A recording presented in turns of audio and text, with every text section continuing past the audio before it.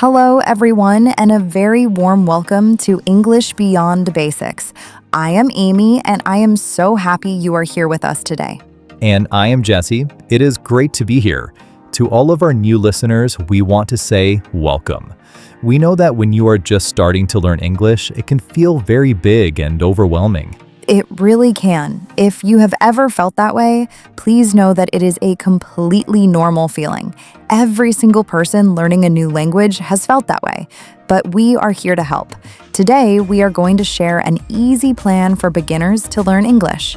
This plan is designed to be simple, encouraging, and most importantly, effective. We are going to break it down into small, manageable steps. Yes, and before we dive in, if you're excited to learn some real English with us, do us a quick favor and hit that subscribe button. It helps our channel grow, and we'd be so grateful. Totally. And give that like button a tap while you're at it. It's like a virtual high five that tells us we're doing a good job. Okay, so first, let's talk about why learning English can feel so difficult for a beginner.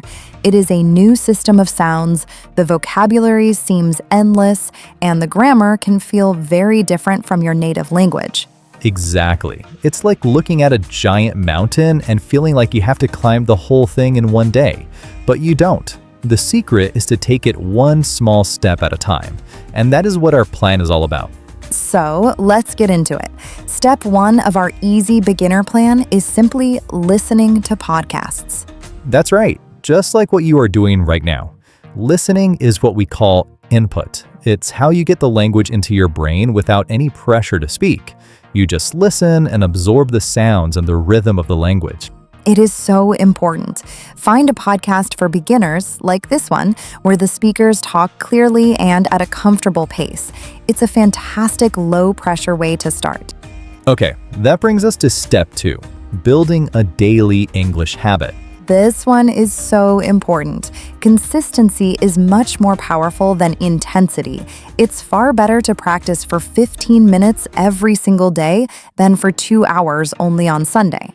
I completely agree. That daily practice builds momentum. You can make it a part of your routine. Maybe you listen to a podcast while you make your morning coffee, or review a few phrases before bed. A small daily habit makes a huge difference over time. It really does. Now, for step 3, listening before speaking. This connects back to our first step.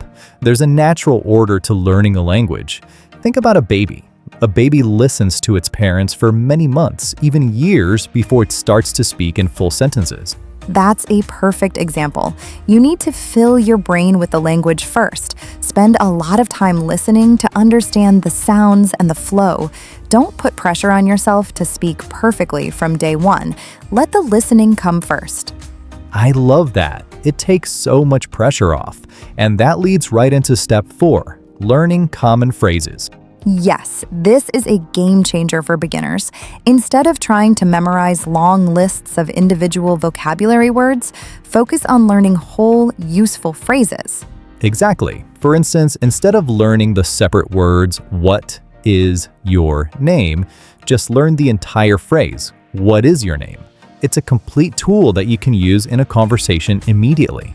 Other great examples are, how are you doing? Thank you so much, or I don't understand. These phrases are the building blocks of real conversations. All right, we're halfway through our plan, and if you're finding these tips useful, this is a great time to pause and share this episode with a friend who's also learning English. Great idea. Learning with friends is always better.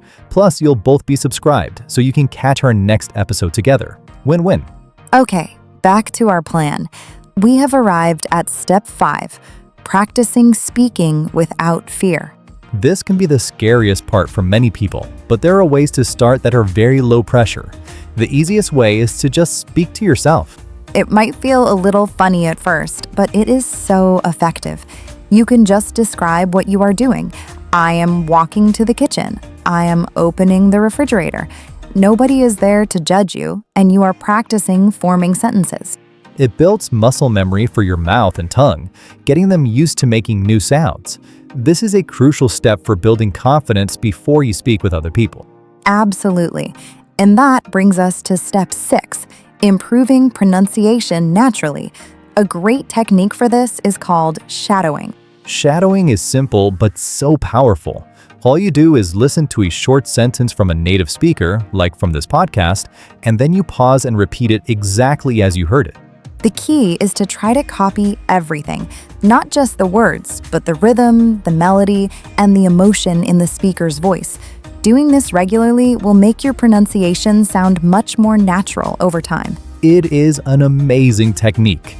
Okay, step 7 is where we start connecting our learning to the real world. It is using English in real-life situations.